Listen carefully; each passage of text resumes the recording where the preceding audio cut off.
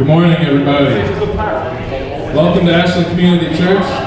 Everybody who's here, everybody who's joining us online, we're thrilled to have you here with us this morning. We do ask that if you're present with us in the building that you keep your mask on for the duration of the service. And other than that, we are just going to give our Lord some praise together. We're going to sing a few songs. Would you sing with me?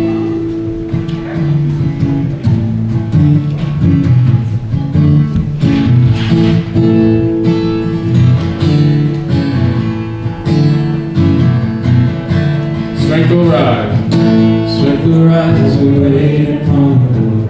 Wait upon the Lord. We will wait upon the Lord. Strength will rise as we wait upon the Lord. Wait upon the Lord. We will wait upon the Lord. Strength will rise as we wait upon the Lord. Wait upon the Lord. We will wait upon the Lord. Strength will rise as we wait upon the Lord. Wait upon the Lord. We will wait upon the Lord our God. You reign forever. Our hope, our strong deliverer. You are the everlasting God, the everlasting God. You do not faint and you won't grow weary. You're the defender of the weak, and you comfort those in need. And you lift us up on wings like eagles.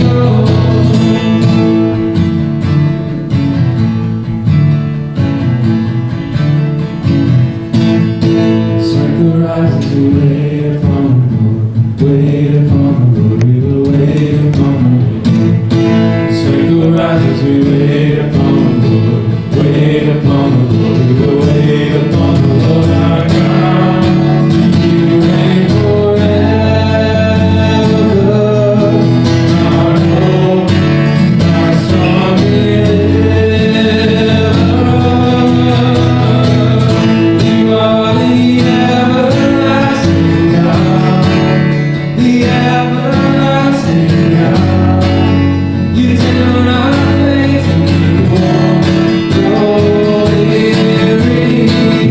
You're the defender of the weak, and you comfort those in need.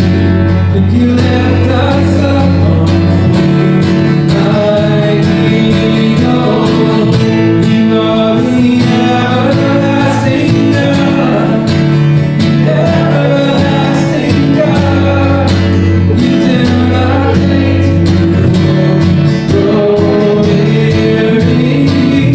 You're the defender of the weak, and you comfort those in need. And you lift us up on wings like eagles.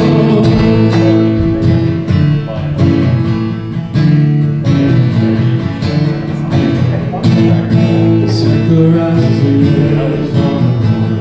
Wait upon the Lord. We will wait upon the Lord. Circle rises, we wait upon the Lord. Wait upon the Lord. We will wait upon the Lord.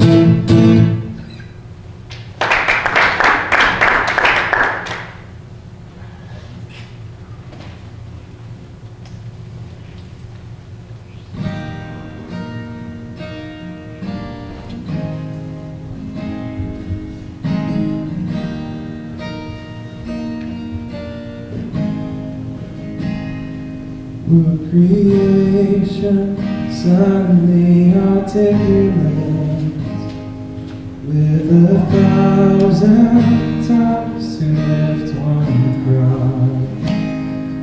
And from north to south and east to west, we hear Christ be magnified.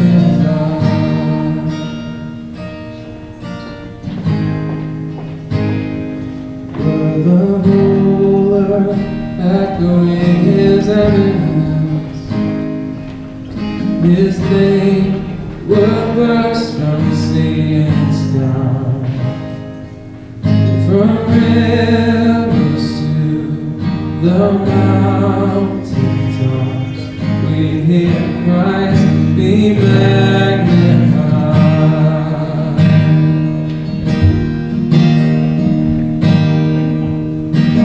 Oh, Christ be magnified, let His praise arise.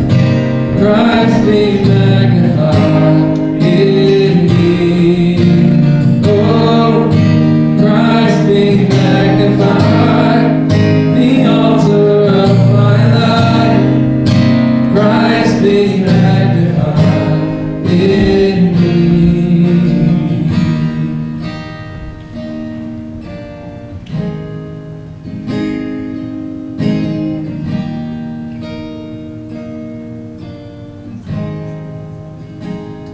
When every creature finds its inmost melody, and every human heart its native ground, when in one enraptured hymn of praise, we'll sing Christ be magnified.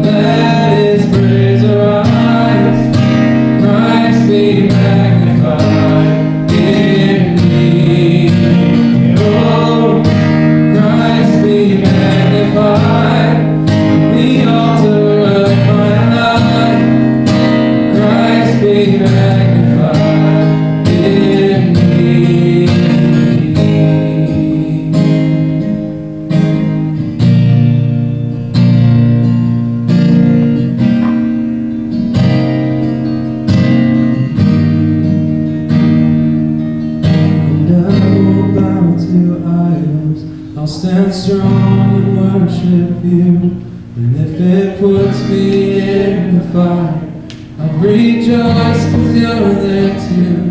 And I won't be formed by feelings, I'll hold fast to what is true. If the cross brings transformation, I'll be crucified with you. 'Cause death is just the doorway to resurrection life. If I join you in your sufferings, then I'll join you when you rise. When you return in glory with all the angels and the saints, my heart will still be singing, my song will be the same. Oh, Christ be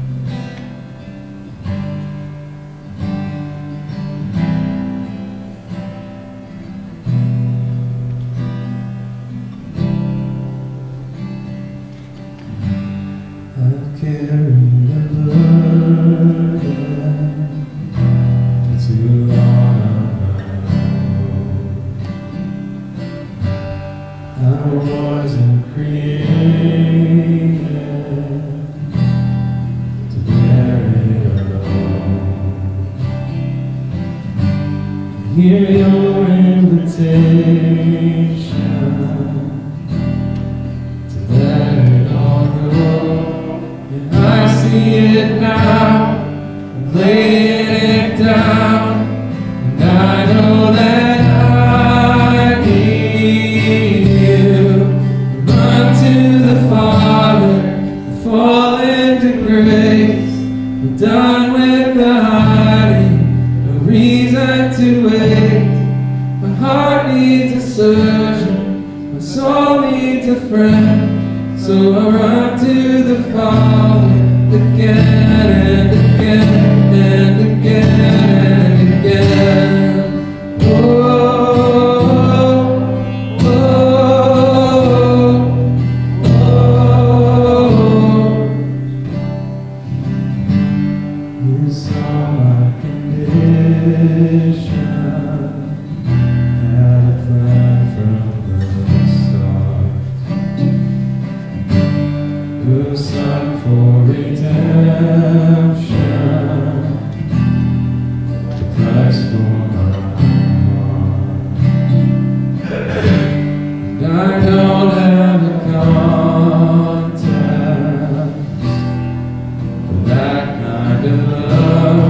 I don't understand, I can't comprehend.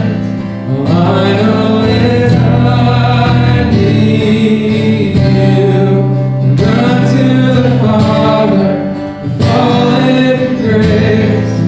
Done with the hiding, no reason to wait. My heart needs a surgeon, my soul needs a friend. So I run to the Father again and again and again and again. Oh, oh, oh, again and again and again and again. Oh, oh, oh, oh. Heart has been in your sights long before my first breath. Running into your arms is running to life from death. And I feel this rush deep in my chest. Your mercy is calling out. Just as I am, you pull me in, and I know I need you now. Run to the Father, I fall into grace. Done with the hiding, no reason to wait. My heart needs a surgeon, my soul needs a friend. So I run to the Father again and again. I run to the Father, I fall into grace. Done with the hiding, no reason to wait. My heart found a surgeon, my soul found a friend. So I run to the Father again and again and again and again. Oh, oh, again and again and again and again. Oh, oh, oh, again and again.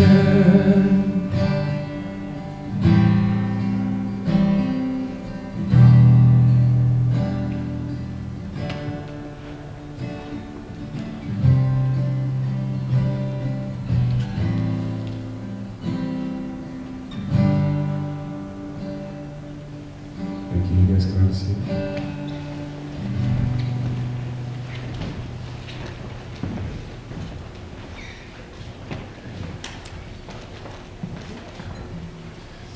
Thank you, Aaron, and thanks for joining us today. And I want to wish you all a very happy Super Bowl Sunday. And I hope you're all going to be cheering for the Buccaneers today. Tom Brady to win again. Pay no attention to that guy upstairs. Okay? Don't mean to cause any dissension today, but I am going to share with you a special topic that really relates to the Super Bowl. We're going to talk about breaking a bad habit.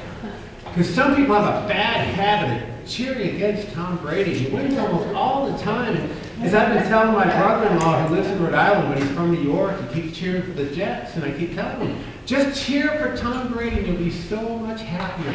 So it's a bad habit that some of you are in. So I hope today's topic will convince you to not cheer for the other team. And you know, we've been talking about this topic of habits and how you take small steps so that you can ultimately have big changes in your life. And as I mentioned several times before, we all tend to have very similar goals. I mentioned in our habit small group class that the small group has been sharing their different habits that they want to change, good ones they want to get into, bad ones they want to break. And we have similar goals, we have similar habits, but we have very different results. And some people have good habits and some people have bad habits. In reality, I think we all have some good habits and some bad habits. And I think nobody plans to have bad habits. And so nobody plans to stress over money and to just live from paycheck to paycheck with no savings and nothing left over to give and perhaps thousands of dollars of debt. And no one plans to get overweight and to lack exercise and to eat unhealthy foods. And nobody plans to have such poor health that they die young. Nobody plans that. And no one plans to allow an addiction to get out of control. And nobody plans to lose a marriage over that or to lose the trust from your children. And no one that I know of plans to have just a mediocre life with no passion and lots of wasted years and lots of regrets. And people rarely end up in the wrong place because of just one bad choice. Maybe that happens once in a while, but it rarely happens because of just one bad choice. People end up in the wrong place one step at a time, one day at a time, and one bad habit at a time. But a lot of times you could just summarize the bad result that somebody has with a simple sentence. So you could say, you know, he battled with his weight and then he died of a heart attack. Or she cheated on him and then their marriage was ended. Or he didn't follow through at work and so they had to let him go. Or she had a gambling problem and it just ruined her financially. So it's very easy to summarize a person, a season of bad decisions with just one sentence. But it's rarely ever just one event. It's a series of habits that develop. And I think it's very easy to find some of those one-sentence summaries of different characters in the Bible. And maybe the best example I can think of is one we're just going to look at briefly today. This is in Judges chapter 16, verse 1. And it summarizes what became a series of bad decisions that were about to happen in the life of Samson. I mean, if there was any guy in the Old Testament or New Testament that was just born with incredible potential that was given to him by God, it had to be Samson. And yet because of one bad decision and one step and one bad habit, one day at a time, he ended up in a life that completely fell apart.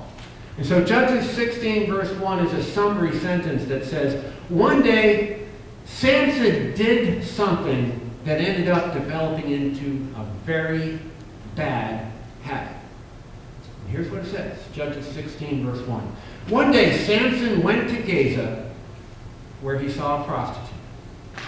And that one sentence summarizes the beginning of a downward path for this guy that was incredibly gifted by God. He had all kinds of gifts that God had given him. But one day Samson went down to Gaza where he saw a prostitute. Now I want you to think about this. Gaza is about 25 miles from Samson's hometown of Zorah. And Gaza was the Philistine headquarters where Samson was probably public enemy number one. And in order just to go into Gaza, he was probably putting his life in great danger. And what we know about this time when Samson lived is that there were no Uber drivers, no bus you could take, no train, no cars. And so we could assume that a pretty likely option was that Samson actually walked those 25 miles into enemy territory to see a prostitute. And that's a long way to go to a place where you could get killed along the way. And so the question is, who in the world would do such a dangerous thing just to be with a prostitute? And I think the answer is that people do that sort of thing every day. Maybe not to see a prostitute, but to do something that is endangering their lives, that is getting them on into a battle that they're going to struggle with bad habits, maybe for the rest of their lives. And do you know how many steps it takes to go 25 miles? It's probably a little over 56,000 steps. And so I think it would be very safe to say that Samson didn't ruin his life all at one time. But on that day, he took about 56,000 steps in a direction that would begin a life of spiraling downward and out of control. And like most people, Samson didn't ruin his life in just a moment of time. He did it one bad decision, one wrong step, one bad habit, and one day at a time. And that's why we're talking about how to break a bad habit today. And so based on who you want to become, what one habit, or maybe it's several habits, but what one habit do you need to break? What one habit is unhealthy? Or maybe it's unhelpful? Or perhaps it's just ungodly, that's taking you in a direction that ultimately you do not want to go in. And I like what James said about bad habits in James 1:21. He says, so get rid of everything evil in your lives. Every kind of wrong you do. That's a bad habit. Every kind of wrong you do. He said, get rid of them. Every kind of wrong you do, get rid of it. So what habit or habits do you need to rid yourself of to become who God wants you to become? We're going to talk about how to do that today. But before we talk about how, I want to talk a little bit about what. What is the one habit that you need to break? We need to acknowledge it. We need to define it. And so what's your issue?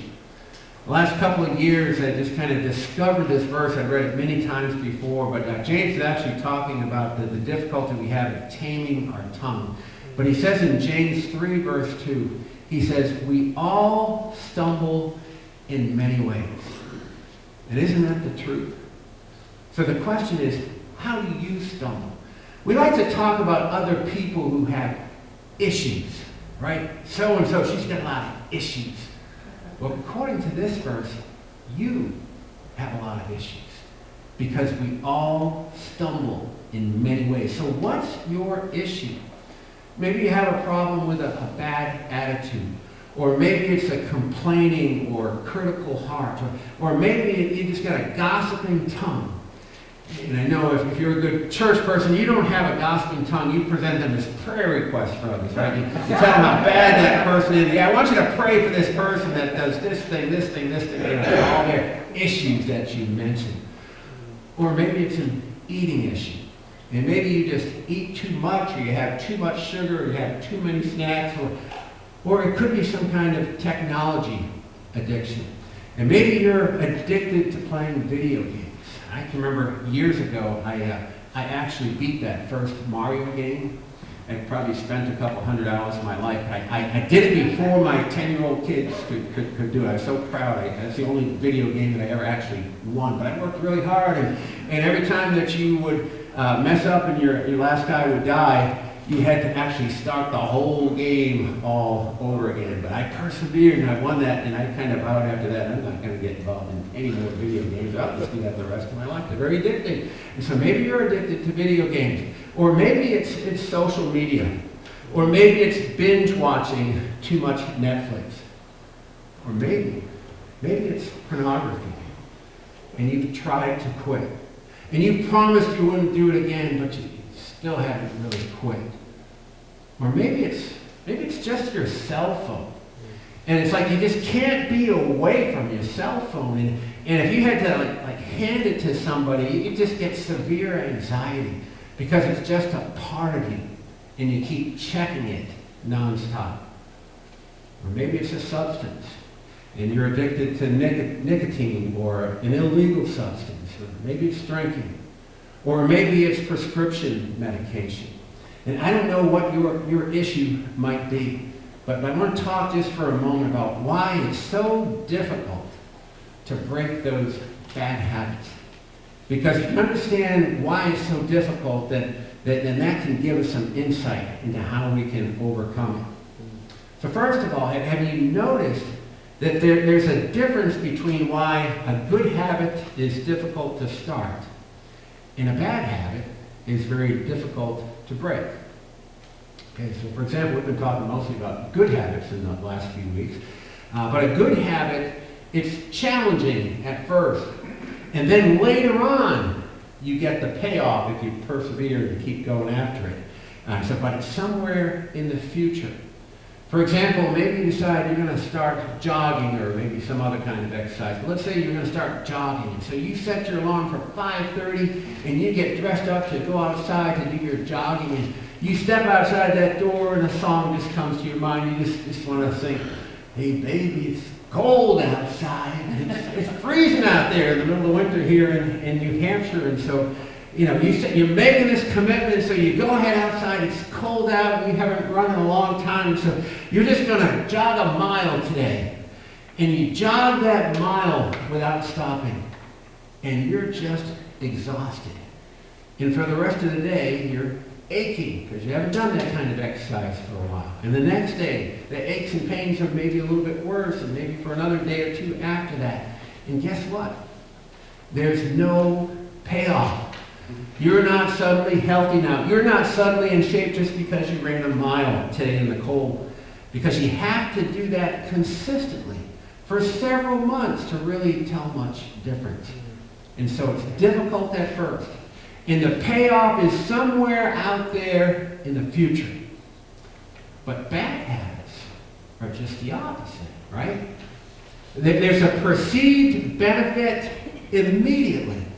And sometimes it's fun to do what's wrong at first. Sin can be fun. How many of you would agree with that sin can be fun? Raise your hand. Just looking to see how many honest people we have here. Maybe 3/4 of you. A quarter of you didn't really raise your hand. Maybe you're refusing to raise your hand because you just can't say in church that sin can be fun. But it is. And if you didn't raise your hand on that, there's two possibilities. One is that you're not doing it the right way. Okay, you're not having fun. Okay, that could be it. And the other is that you're lying. It's one of those two, because sin can be fun. That's why it's so tempting. But eventually, it's not fun because it messes you up. And you get into a habit. We don't like to use this word, but it's an addicting habit where we keep on doing it again and again. And so there's a perceived benefit, but the negative result, it doesn't come until the future as far as developing those bad habits. So initially, you've got this perceived benefit, something that brings you some kind of pleasure or some kind of fun, but the negative result, you don't see until the future. So a couple of weeks ago, we talked about triggers. And I said you need to make it easy and make it obvious if you want to start a new good habit. So you want a trigger or a cue, something that will remind you to do what you need to do. But if you want to stop a bad habit, guess what you need to do? You need to make it very difficult. You need to make it really, really hard to do the bad habit. Because unfortunately, we only have so much willpower. And just like your energy depletes as you exert energy, so does your willpower. And you know that because you can fight certain things off for a while. And then what happens?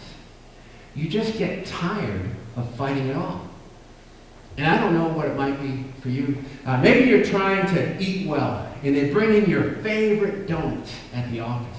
And so the first time you walk by them with great confidence, because it's only 8 or 9 o'clock in the morning, you've done your 1 mile jog, and you've eaten healthy in the morning, and you're pretty full, and you're just full of confidence. And you've got the power and the victory in the name of the Lord Jesus Christ. And you're thinking, I can do all things through Christ who gives me strength. And I don't need those stupid donuts. They don't even look good to me. Who would be dumb enough to eat a donut like that? Only losers eat donuts, right? And then the second time you walk by and you look at them and you say, Well, I just want to praise God for enabling me to avoid eating badly today. And then you walk by a third time. And this time you touch one of them. They just look so fresh. You want to see if they're as fresh as you think they are. So you just touch one.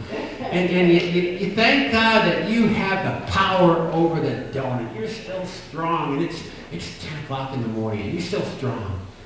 But then a little while later, let's get a little closer to lunchtime, 11:30, and you're kind of hungry. And it looks like there's 6 of those dozen donuts that are probably just going to go to waste. And people have had their donuts, and it's like, wow, it won't hurt just to take a half a donut, right? And you already touched it anyway, so you go ahead and you take a half a donut. And then 10 minutes later, you say, I really should eat the second because there's this pandemic going on. I'm not supposed to spread germs. I already touched it. I broke it in half. Nobody's going to want to eat that second half. I don't want it to go to waste. That would be, poor stewardship of money. And somebody brought those donuts. I don't want it to waste. And so you do the good deed. You eat the rest of the donut. But now, you know what happens? Now that you have eaten a whole donut, you know what you've lost?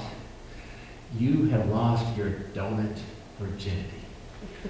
You've lost it. You've been bad. And you know it, and you feel bad. You said you weren't going to do it, but you ate a whole donut. And you think, well, I might as well have another one. Already got that. And maybe you'll have another 2. I don't know. Do I sound like I speak from experience? So I can actually remember going through something pretty much like this. We had this very hospitable associate pastor, and I was a youth pastor, and we had a full staff there. There were 6 or 8 people working there. So he brought in a dozen donuts one day, and I tried all morning. I think it was afternoon before I had one, and I think I ended up having 3 by the end of the day. And there were about 3 or 4 donuts left at the end of the day, and he knew I had 4 kids at home, and so he said, "Why don't you take those donuts home to your kids?" And I did. And my kids didn't eat those donuts. They were really good, so that 1 donut turned into like 6 donuts or whatever it was. Am I the only one that has issues with donuts? No. Some of you have issues with donuts, but maybe that's not your issue. You've got some other kind of issue, because we all stumble in many ways. It's not just one way you stumble. There is some other way that you stumble, even if you have no temptation with junk food. And I don't know what your issue is, but I do know, because the Bible tells us that you've got a problem.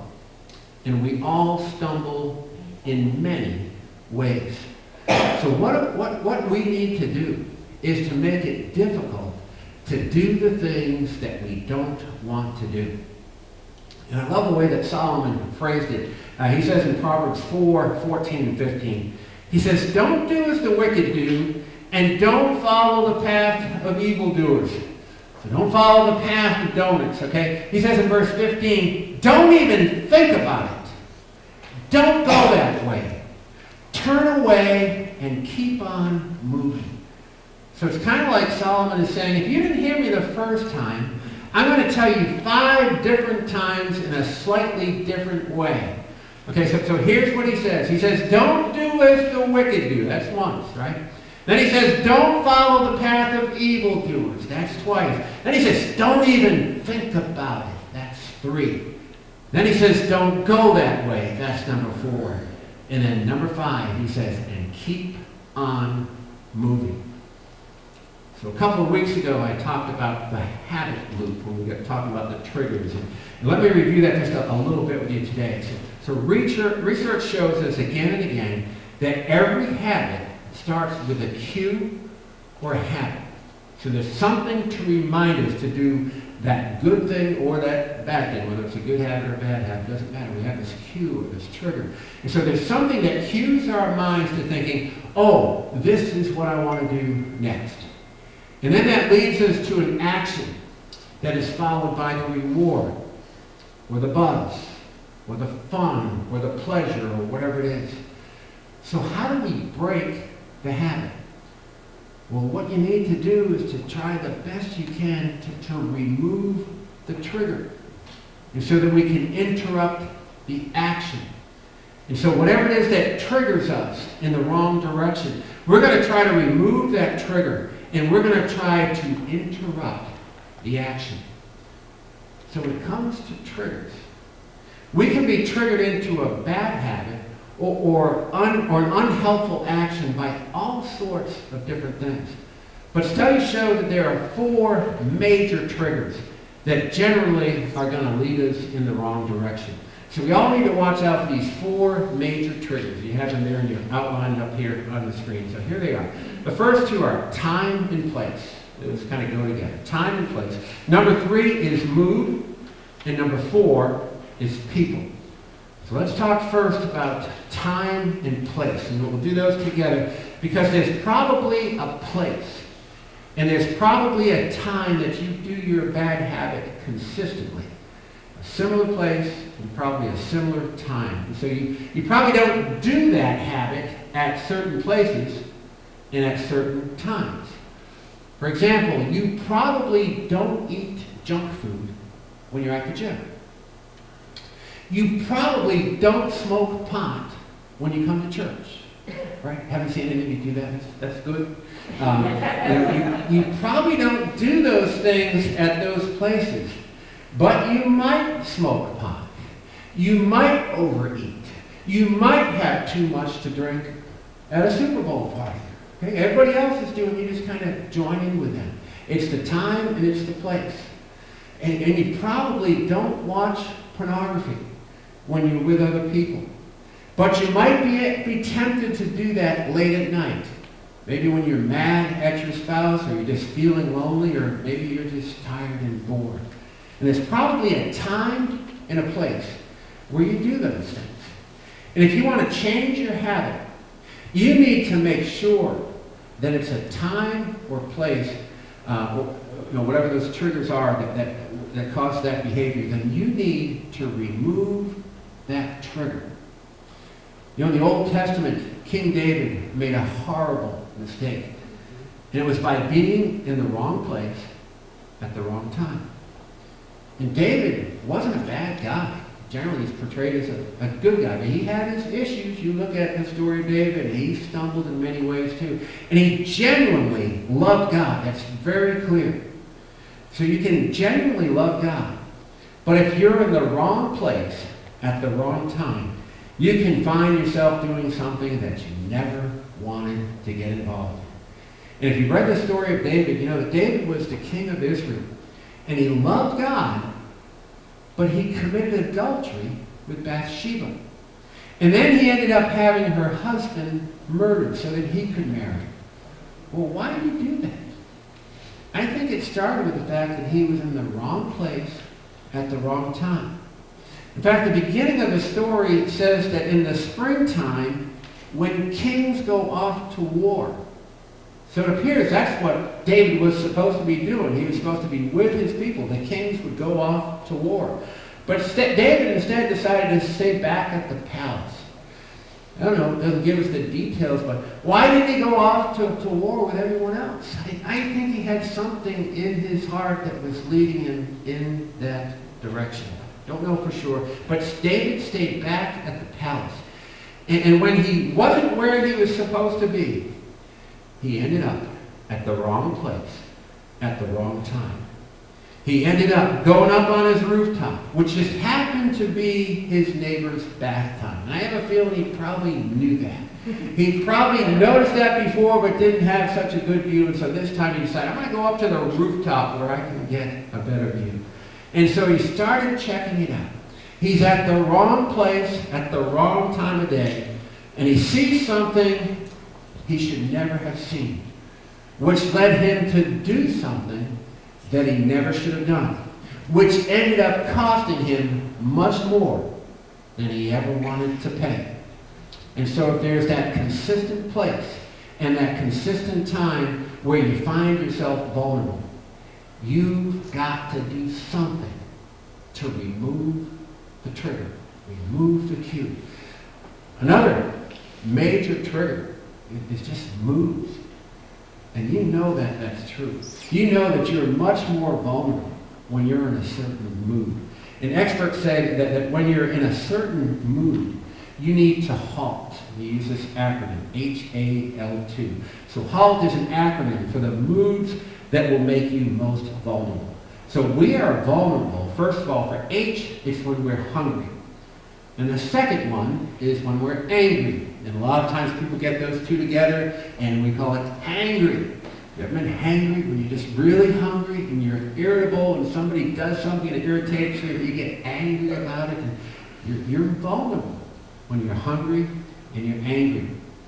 And then the L stands for lonely, or actually in some ways maybe a better word for this one would be bored, but that doesn't start with L. But when you have nothing going on, maybe you're feeling under-challenged, or maybe you do just really feel lonely, or you're feeling vulnerable. So that's the L. Or the last one is letter T, which stands for when we're tired. And so you have less strength when you're tired, and so you need to halt.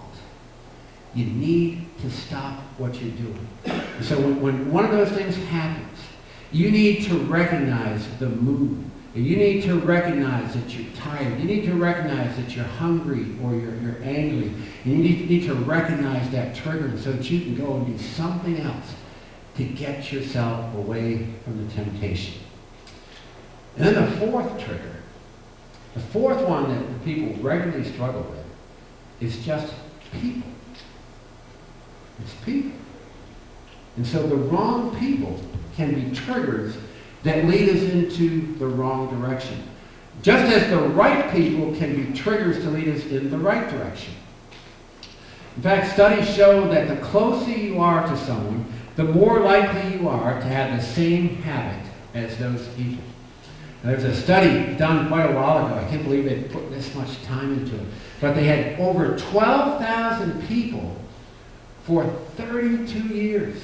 They did this study. What a commitment. 12,000 people they kept up with for 32 years. And they found that if you have one friend who is significantly overweight, there's a 57% more likely chance that you will be overweight as well.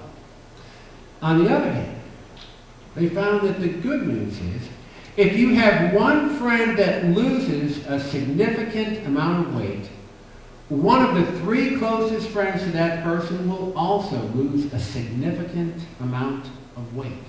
And that's why we're having our habits group on Monday nights. They want to invite you to that. We're going to keep that course going for a while longer, but it's just people that are trying to be in good habits. Probably the number one habit, about half the group is working on their health, and so that's a concern of yours. If you get together with that group, you got people that have something in common, we're all working to the same good thing, or whatever you're having. We've got a wide variety of habits we're working on. That's Mondays from 6:30 to 8. We do that through Zoom, so just let me know, and we'll send you a message for the Zoom ID number. But the people that we hang out with often shape the habits that we have. And it doesn't take a 32-year study to figure that out. Solomon had it figured out a long, long time ago. He wrote in Proverbs 13:20, he says, walk with the wise, and guess what? You'll become wise. Associate with fools, and guess what? You're going to be a fool too. You're going to get yourself in trouble. And I've always been thankful for the friends that I had growing up, and especially during the teen years, which is when teenagers tend to start getting in trouble. And most of them were either in my church or they were on a sports team. And a few of them, maybe they just kind of sat near me in class. They were in a lot of the same classes as me.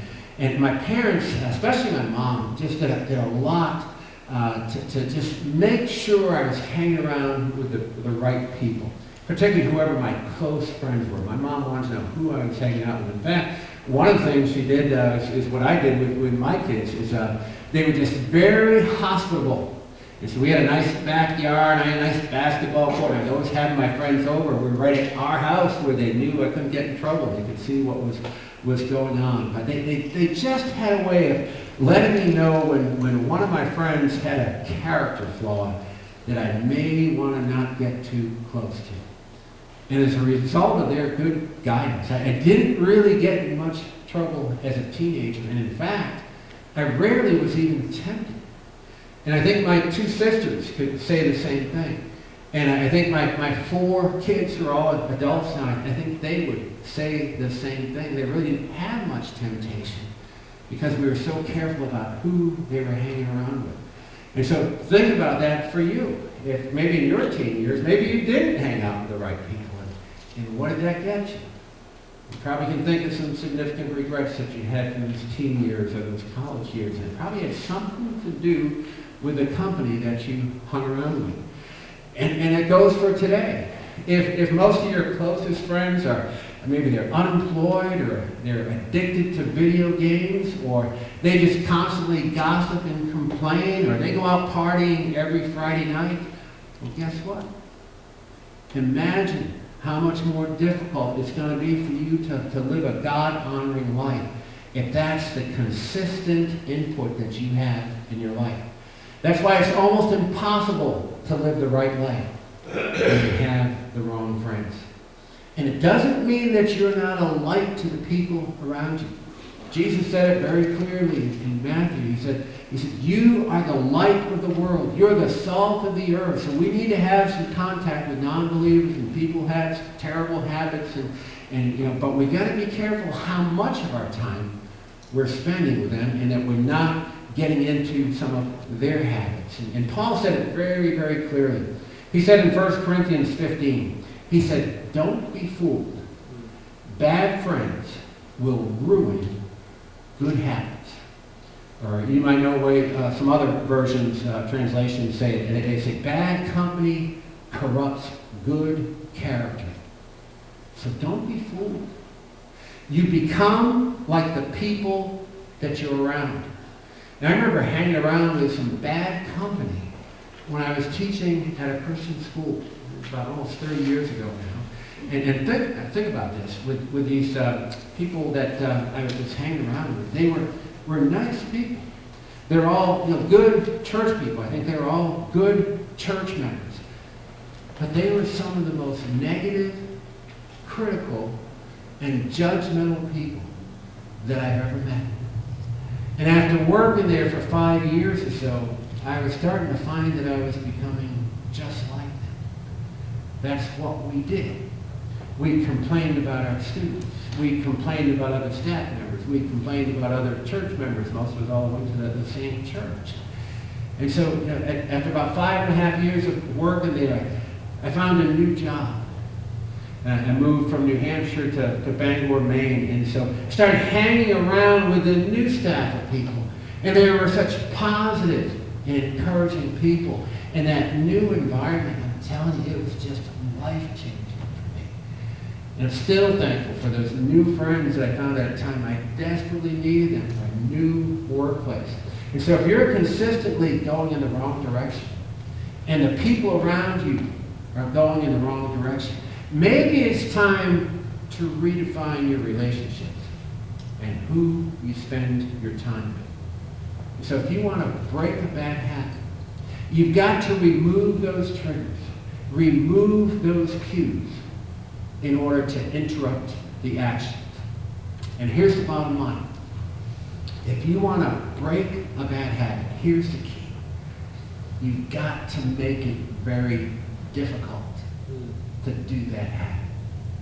Make it difficult. James 4 verse 7 says, so humble yourselves before God. And then he says, resist the devil and he will flee from you. And there's several times I thought about listing them all. I probably could add about a dozen different verses, but the New Testament, in one way or another, we are told to flee from temptation. We see that some in the Old Testament too. Joseph just flee from temptation. That's what we're supposed to do. You got to think ahead and plan a strategy to flee from whatever it is that tempts you to fall into a bad habit. And for some of you, if you're so deep into a habit that it's become an addiction, maybe you need some serious help. And for you, it might be time to get some rehab. It may be time to own up to it and say, I'm not going to let something control my life. And when you look at the direction that you're going in, if it's not the direction that you want to go, that you're going to do something different to stop. Whether it's a big addiction or a minor habit that you think you have, you don't want to be going in the wrong direction. And think about this. The habits that you have today will shape who you become tomorrow.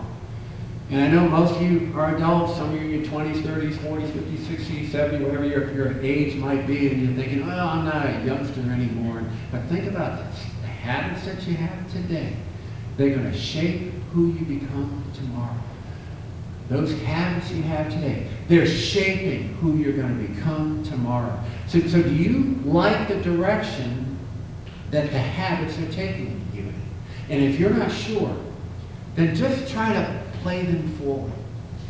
Try to think about your habit. Take that bad thing, maybe that secret little thing, that thing that you don't tell anybody about, or maybe it's some kind of annoying thing that you have in your life, whatever it is. For some of you, if you play that forward for maybe 5, 10, 15, 20 years or whatever, here's what you will say in the future. You will say, I had no idea how much this was going to cost me. I had no idea. I never knew that I would lose so much. I would give anything if I could go back in time and do something different. I've heard so many people say those kind of words.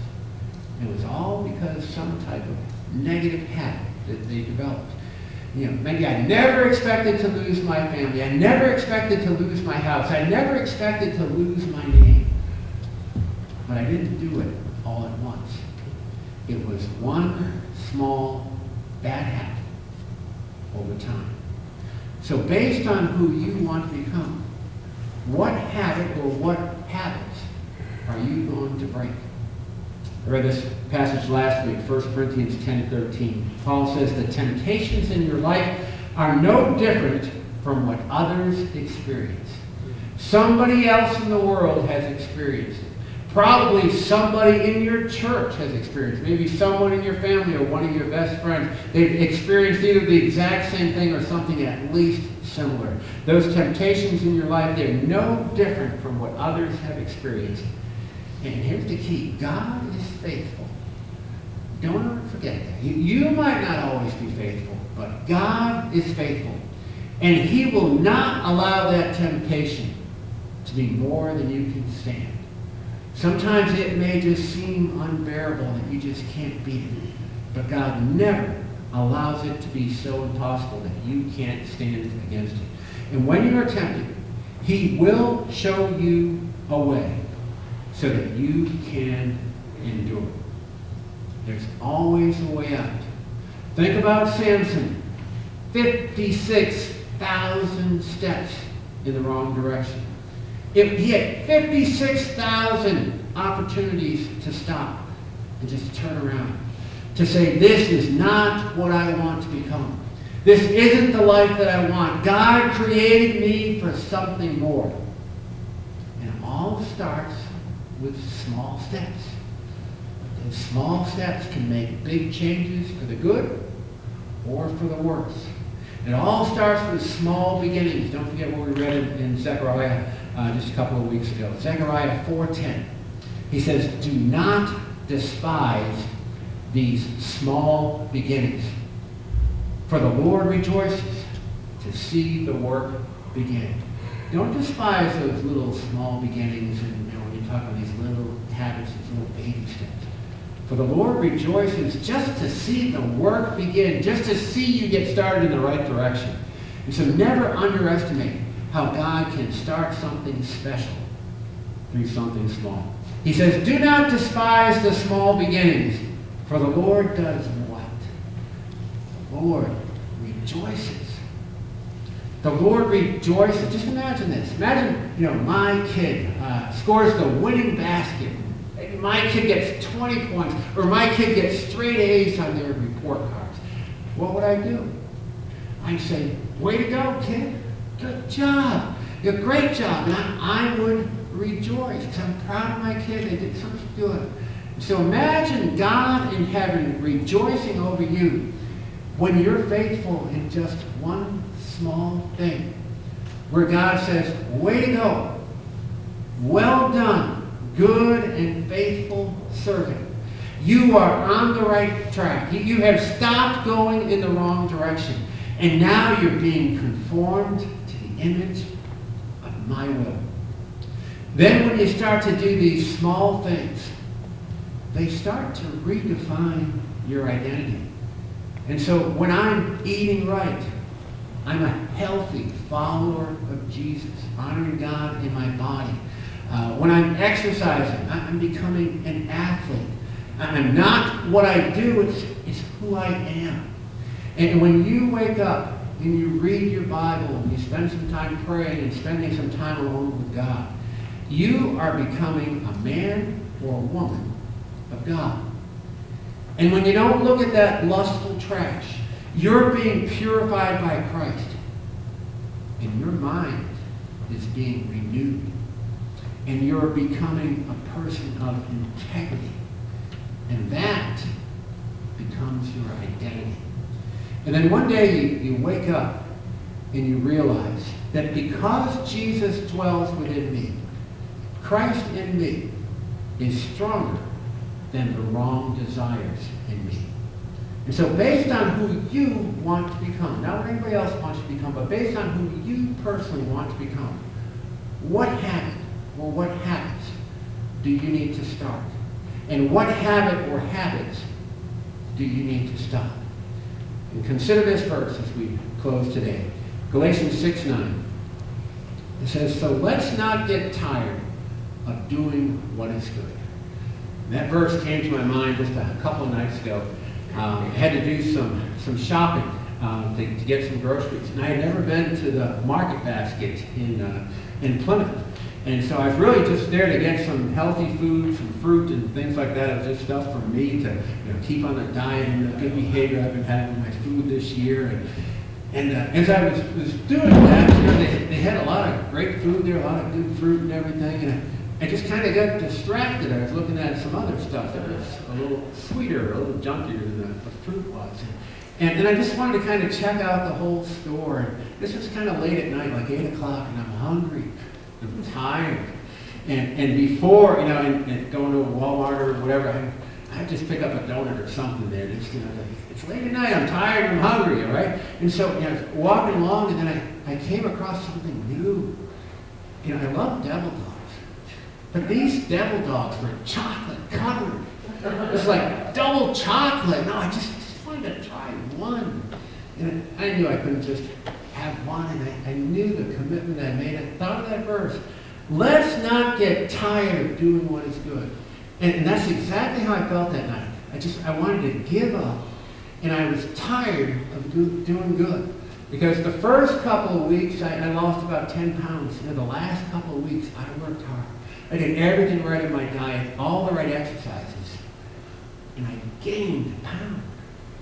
And I was discouraged, couldn't figure out why that was. And I said, what's the use? And I thought, let's not get tired of doing what is good.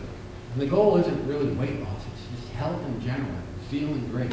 Let's not get tired of doing what is good, and at just the right time, God's going to provide. At just the right time, we will reap a harvest of blessing if, it's the big if we don't give up. Let me pray for you. Father, when it comes to habits, principles, and it's much easier said than done. And you know, we've all got bad habits. Your word tells us we've all stumbled in many ways. We've all got issues, and they might be different, but they're common to somebody. And so help us be mindful, whatever it is we're going through, somebody else has a similar temptation. Help us to know that you will provide a way out. Help us, Lord, to think ahead and to avoid these different triggers that might affect us, that might tempt us. Help us to be aware of the time and place.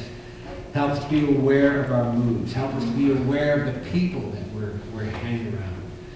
And just remind us to do what we need to do to avoid these bad habits and to pull off the good habits that you want us to have. And we pray this in Jesus' name. Well, next Sunday is going to be the last part of this series, and we're going to be talking about the greatest habit you can have. We're going to be talking about the habit of love. Thought that would be a good topic. It'll be Valentine's Day next week. So we're going to talk about the habit of love. And the only announcement I have for you for this week is after the service today, we have a church business meeting. You're all invited to come and you can participate. Only members can vote, but anybody can come to the meeting. We're going to try to start that right at 11:15. And we're also going to have that on Zoom. If you're watching at home, hopefully you got an email from me yesterday that will have the Zoom ID number. If you didn't have that, you can text me, and I'll try to get back to you before that starts. You can text me at 412-2046. So we hope you can stay for that meeting or join us on Zoom. That's going to be as close to 11:15 as we can possibly be. Just again, I want to invite you, if you are interested in the Habits small group, just send me a message or see me after the service today, and we'll get you the Zoom number for that. They meet on Mondays from 6:30 to 8 p.m. I think that's all the announcements I have for you today. Aaron's going to have a closing song, and I'll be at the door to greet you until about 10 past, and then we're going to get ready for our business meeting, and hope you can stay for that meeting. So, God bless you. Cheer for the Bucks. And have Would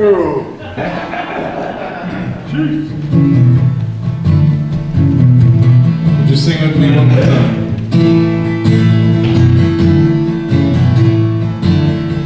Strength will rise.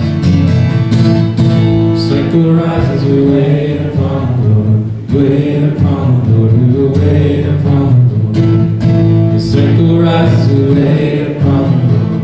Wait upon the Lord. We will wait. Strength will rise. Strength will rise as we wait upon the Lord. Wait upon the Lord. We will wait upon the Lord. Strength will rise as we wait upon the Lord. Wait upon the Lord. We will wait upon the Lord our God. You reign forever. Our hope, our strong deliverer. You are the everlasting God. The everlasting God. And you do not fake. You won't grow weary. You're a defender of the weak. And you comfort those in need. And you lift us up on wings like eagles.